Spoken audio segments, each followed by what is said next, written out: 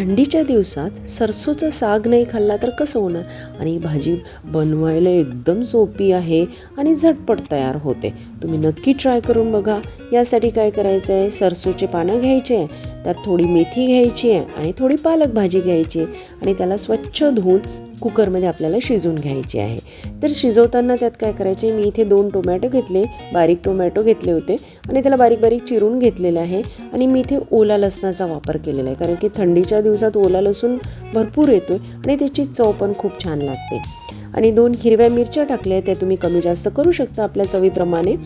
आणि थोडी हळद घालायची आहे आणि थोडं चवीपुरतं मीठ घालायचं आहे आणि यात 1 ग्लासभर पाणी घालायचं आहे आणि ते इनफ आहे तेवढं पाणी.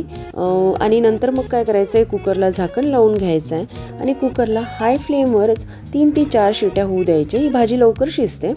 आणि मग नंतर काढून घ्यायचं आहे. आता रेडी झालेली आहे आणि त्यात काय करायचं, रवीच्या साहाय्याने पूर्ण मॅश करून घ्यायचं आहे. जर तुम्हाला खूपच एकजीव हवी असेल तर तुम्ही इलेक्ट्रिक मॅशर पण यूज करू शकता. आणि नंतर काय करायचं आहे, यात मी 1 चमचाभर इथे मक्याचं पीठ घातलेलं आहे. म्हणजे काय होईल की त्या भाजीला थोडासा थिकनेस येईल आणि चवही छान येते. आता हे सगळं आपलं एकजीव करून झालेलं आहे. आता आपण काय करायचं आहे, फोडणीची तयारी करायची आहे. त्यासाठी मी इथे भांडं मातीचंच घेतलं आहे, त्यामध्ये खूप छान चव येते. तर इथे तेल थोडं जास्त घालायचं आहे आणि त्यात मी जिरं, राई आणि हे व्यवस्थित तळतळलं की मग मी इथे ओल्या कांद्याचा वापर घेतलेला आहे. 1 वाटीभर मी ओला कांदा बारीक चिरून घातलेला आहे आणि 2 काश्मीरी मिरच्या घातलेल्या आहे. त्यांनी छान कलर पण येतो आणि चव पण थोडी वेगळी लागते.